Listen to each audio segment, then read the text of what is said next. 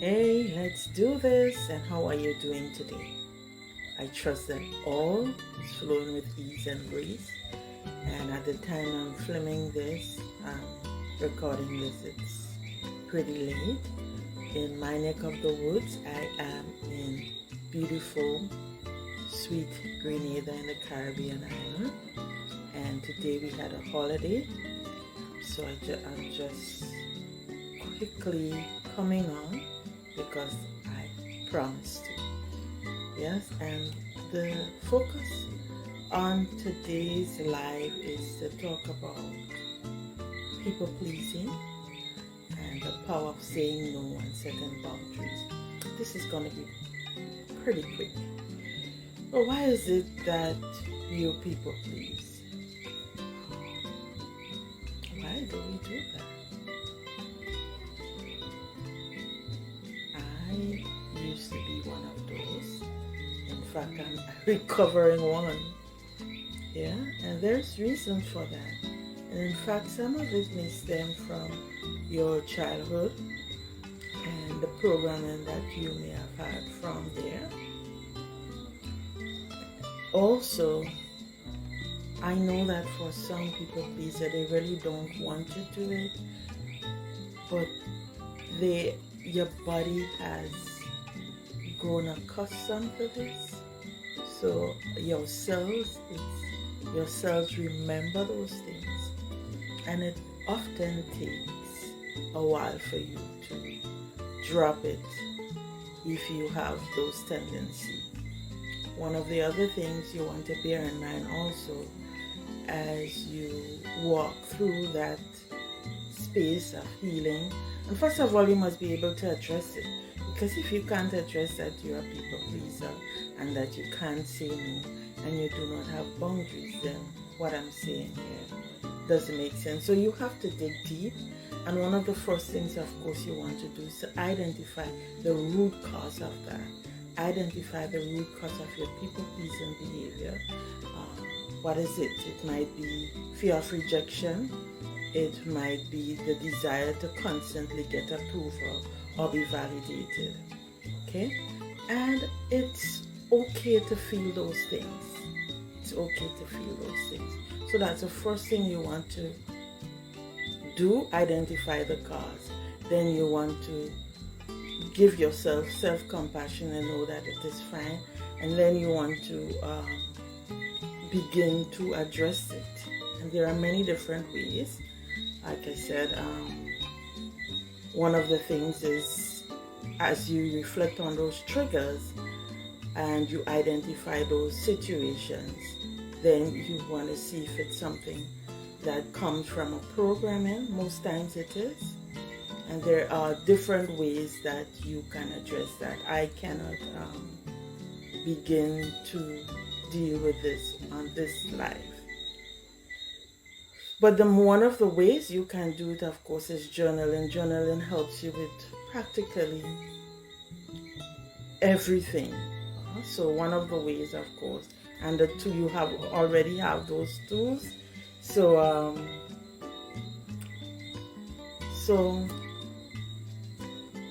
that's it. Journaling. And in terms of setting boundaries, you know that boundaries is essential for maintaining healthy relationship and also self-respect. It allows you to prioritize your well-being and it encourages others to respect your space.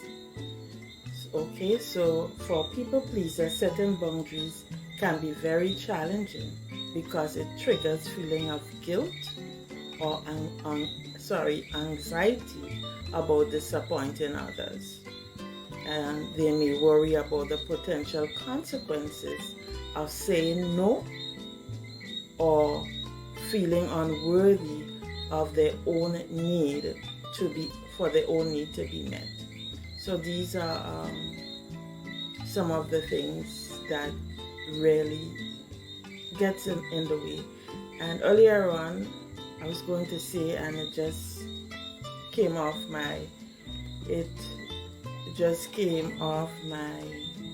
mind. I hope I'm not going to forget it. I'm trying quickly to say this.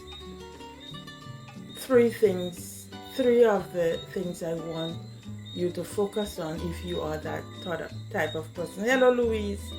If you are that type of person, is to focus on your lower chakras, your energy bodies, and these are your root chakra, your sacral chakra, and your solar plexus. So these are the three things, the three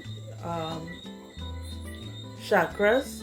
And I do have a course that if someone that want to learn a little bit more about the chakras and how they affect you and how you move forward in life, you can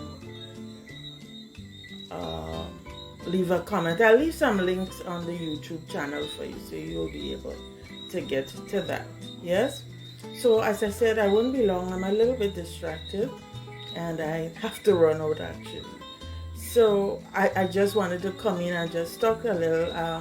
Of course, we'll pick up that topic again later on.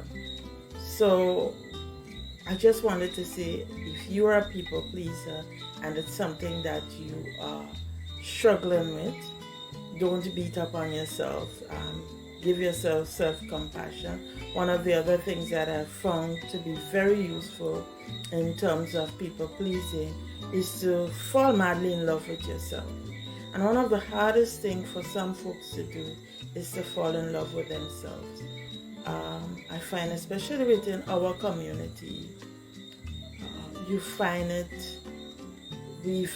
guilty to give ourselves the things that we desire.